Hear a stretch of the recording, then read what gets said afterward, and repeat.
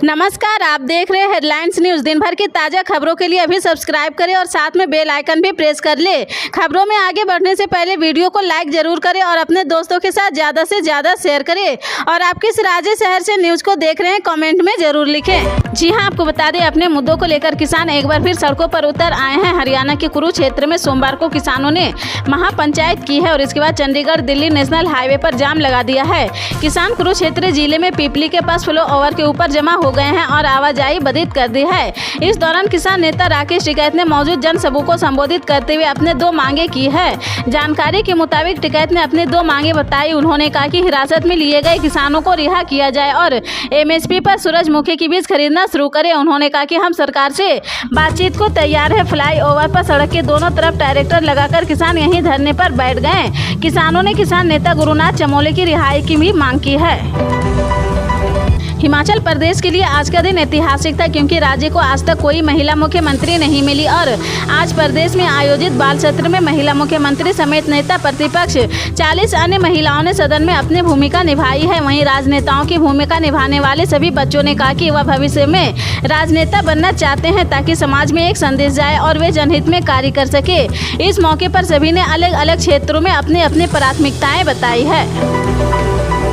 चक्रवाती तूफान बिपरजॉय ने भारत के पश्चिमी तट पर अपना रौद्र रूप दिखाना शुरू कर दिया है। मुंबई से लेकर केरल तक तट पर तेज हवाएं चल रही। समुद्र के बीच से ऊंची लहरें उठकर किनारे से टकरा रही है, जिसको लेकर तट इलाकों में तैयारी तेज कर दी है। इन इलाकों में एनडीआरएफ और एसडीआरएफ की टीमें तैनात कर दी गई है। इनकम टैक्स भरने वालों के लिए अच्छी खबर है। अगर आप भी इनकम टैक्स भरते हैं तो वित्त मंत्री निर्मला सीतारमण ने राहत की खबर सुना दी है। वित्त मंत्री ने जानकारी देते हुए बताया कि अब आपकी इनकम पर किसी भी तरह का टैक्स नहीं लगेगा। सरकार की तरफ से कोई ऐसी सुविधाएं दी जा रही है जिसका फायदा लेने पर आपको उस इनकम पर कोई भी टैक्स नहीं देना होगा। इसको लेकर सरकार की तरफ से गाइडलाइंस जारी कर दी गई है। हरियाणा किसानों ने एक बार फिर से केंद्र सरकार के खिलाफ मोर्चा खोल दिया है, जिसके तहत 14 जून को हरियाणा बंद करने का ऐलान किया है। बता दें कि किसानों में Kundli Manesar Palwal expressway Mathadi toll plaza के पास किसानों की जनसभा हुई थी, जिसे कई मुद्दों पर चर्चा की गई थी। किसानों की जनसभा में हरियाणा का अलग हाईकोर्ट बनाने, हिंदू विवाह अधिनियम में संशोधन कर सौगत्र विवाह पर रोक लगाने, किसानों को जमीन अधिग्रहण पर बाजार रेट से 4 गुना अधिक मुआवजा देने समेत कई मुद्दों पर हुई है। इस दौरान 14 जून को हरियाणा बंद करने का ऐलान किया गया है। इसके साथ ही किसानों ने 18 जून को भारत बंद करने के लिए समर्थन जुटाएंगे। किसानों ने हरियाणा को पूरी तरह से बंद करने का ऐलान किया है। एआईएम चीफ और हैदराबाद के सांसद असदुद्दीन अवैसी ने हज कमेटी पर लापरवाही का आरोप लगाते हुए सरकार पर निशाना साधा। उन्होंने आरोप लगाया कि लाखों रुपये लेने के बाद भी हज पर जा रहे लोगों को सुविधाएं नहीं दी जा रही है। अवैसी ने सोमवार को ट्वीट किया, भारत से बड़ी संख्या में लोग हज करने पहुंच रहे हैं। देश से 1,75,025 लोग हज के लिए जा रहे हैं, लेकिन इसी बीच हज कमेटी की लापरवाही सामने आ रही है।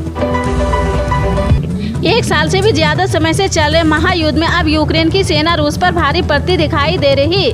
कीव और बखमुत जैसे बड़े शहरों में जहां पहले रूसी सेना ने बढ़त हासिल कर ली थी, यूक्रेनी सेना वापसी कर रही। यूक्रेन रक्षा मंत्रालय ने खुद कहा कि यूक्रेन ने अब जवाबी हमला शुरू कर दिया है। यूक्रेन को रूस पर भारी पड़ता देख रूस में हड़कंप मचा हुआ है। रूसी मीडिया लगातार दावा करता रहा कि नाटो देशों की मदद से यूक्रेन ने विस्फोटक हथियारों की मदद मिल रही है, जिससे वह रूसी सेना पर हमला कर रही है। रूस टुडे की प्रधान संपादक मार्गरेटा मिस्रोर का कहना है कि अब अगर नाटो में बात नहीं माने तो व्लादिमीर पुतिन एंड गेम शुरू कर देंगे। एक सुबह हम उठेंगे तो पाएंगे कि पुतिन रात को ही अल्टीमेटम जारी कर चुके हैं। सूचना और प्रसारण मंत्रालय ने बड़ी कार्रवाई करते हुए 150 से ज्यादा वेबसाइट और यूट्यूब आधारित न्यूज चैनल्स को बैन कर दिया है। साल 2021 से चल रही ये वेबसाइट पर प्रतिबंध लगाने को लेकर मंत्रालय का कहना है कि ऐसा इसलिए किया गया है क्योंकि इन प्लेटफॉर्म पर पिछले 2 सालों से भारत विरोधी कंटेंट पेश किया जा रहा था। अधिकारी के मुताबिक सूचना प्रौद्योगिकी अधिनियम की धारा 69A के उल्लंघन से चलते इन वेबसाइट और चैनल्स को हटाया गया है। कांग्रेस के राष्ट्रीय महासचिव प्रियंका गांधी वाड्रा ने कहा कि सूबे में कांग्रेस की सरकार बनने पर हम पुरानी पेंशन को लागू करेंगे। रसोई गैस सिलेंडर 500 रुपये में दिया जाएगा। किसानों की जो कर्ज माफी कमलनाथ सरकार के साथ प्रारंभ हुई थी उसे पूर्ण किया जाएगा। यह मेरी गारंटी। हमने कर्नाटक और हिमाचल प्रदेश में भी जो गारंटी दी थी उन्हें पूरा किया है। आपके साथ पिछले 18 साल से गलत हो रहा, आपका शोषण हो रहा। यहाँ धन बल से जनादेश को कुचला जाता है। पिछली बार हमारी अपनी सरकार बनाई थी, लेकिन जोड़ तोड़ और पैसे से भाजपा हमारी सरकार तोड़ी है और अपनी बना ली है। प्रदेश में हमारे भी कुछ ऐसे नेता थे जो सत्ता की वजह से कांग्रेस छोड़कर चले गए हैं। केंद्र की अफसरशाही में राजस्थान कैडर का जलवा है। राजस्थान के 5 IPS अफसर महासचिव रैंक में आ गए हैं। वहीं 12 IAS अफसर additional secretary, joint secretary, director और डिप्टी सेक्रेटरी के पर तैनात है। इतना ही नहीं, CBI से लेकर central intelligence, IAC, IFB, SF, NIA से भी IPS अफसरों का दबदबा बरकरार है। वरिष्ठ भाजपा नेता गोविंद कांडा ने कहा कि 18 जून को सरसा में केंद्रीय गृह मंत्री अमित शाह की रैली ऐतिहासिक होगी और यह रैली प्रदेश के अब तक हुई रैलियों का रिकॉर्ड तोड़ेगी। वे रविवार को हिसारिया बाजार स्थित कैंप कार्यालय में कार्यकर्ताओं और पार्टी पदाधिकारियों की बैठक को संबोधित कर रहे थे।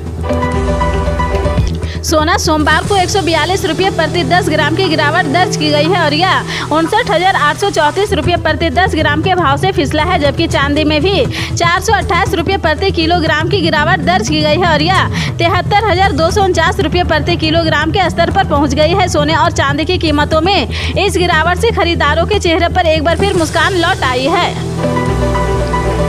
मध्य प्रदेश के जबलपुर में एक जनसभा में कांग्रेस महासचिव प्रियंका गांधी वाड्रा ने चुनावी शंखनाद किया है। इस दौरान उन्होंने एक रैली को संबोधित करते हुए PM मोदी पर निशाना साधा है। उन्होंने कहा कि इनके दिलों में आपके लिए कोई आस्था नहीं है। यहाँ आकर घोषणाएं करते हैं, उन्हें पूरा नहीं करते हैं। बड़ी बड़ी बातें होती है, डबल इंजन और ट्रिपल इंजन की बातें होती है। यह हिमाचल और कर्नाटक में भी यही कहते हैं। जनता ने उन्हें दिखा दिया है कि ये डबल इंजन की बातें बंद करो और काम करो, नहीं तो निकाल देंगे। भारतीय ओलंपिक संघ 4 जुलाई को भारतीय कुश्ती महासंघ के चुनाव कराएगा। जम्मू कश्मीर हाईकोर्ट के पूर्व मुख्य न्यायाधीश महेश मित्तल कुमार को भारतीय कुश्ती महासंघ के चुनाव के लिए निर्वाचन अधिकारी नियुक्त किया गया है। कुश्ती महासंघ के निवर्तमान प्रमुख ब्रिजेश भूषण शरण सिंह की गिरफ्तारी की मांग को लेकर पहलवान विरोध प्रदर्शन कर रहे हैं।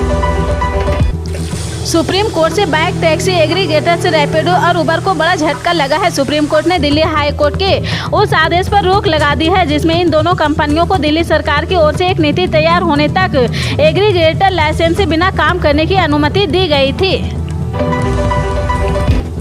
दिल्ली का सर्विस विवाद मामला थमने का नाम नहीं ले रहा। दिल्ली की आम आदमी पार्टी सरकार लगातार इसका विरोध कर रही।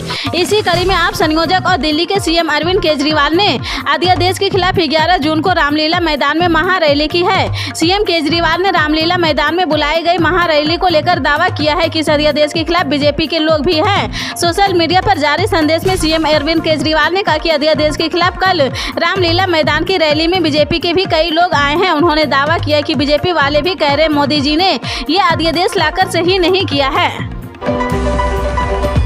200 विधानसभा सीटों वाले राजस्थान में इसी साल चुनाव होना है। विधानसभा चुनाव के मद्देनजर प्रदेश के मुख्यमंत्री अशोक गहलोत ने ABP न्यूज के खास बातचीत की है। इस दौरान गहलोत ने PM मोदी से एक मांग की है। गहलोत ने कहा कि जैसे UPA ने 4 गारंटियां लोगों को दी थी, उसी तरह प्रधानमंत्री को देश में सोशल सिक्योरिटी कानून लागू करना चाहिए।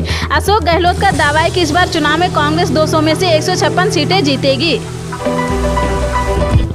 भगवान श्री जगन्नाथ की 20 जून को निकाली जाने वाली वार्षिक रथ यात्रा के मद्देनजर सुरक्षा के कड़े इंतजाम किए गए हैं। ओडिशा पुलिस प्रशासन की ओर से पूरी शहर और खासकर ग्राम रोड पर ड्रोन उड़ाने पर प्रतिबंध लगा दिया गया है। पुलिस प्रशासन की ओर से इस संबंध में एडवाइजरी जारी की गई है।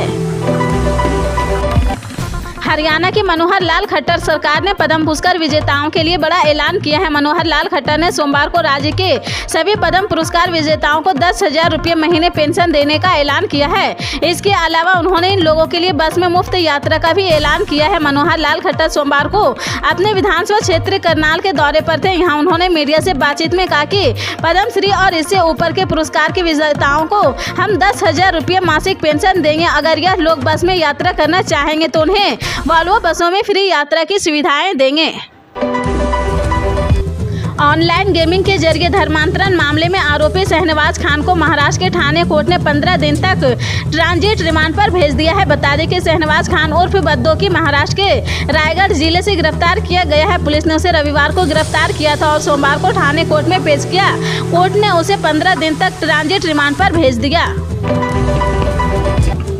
एआईएम नेता असदुद्दीन अवैसी ने एक बार फिर मोदी सरकार पर निशाना साधा। औरंगजेब और टीपू सुल्तान को लेकर जारी सियासी घमासान को लेकर उन्होंने कहा कि इतिहास को बदलने की कोशिश की जा रही।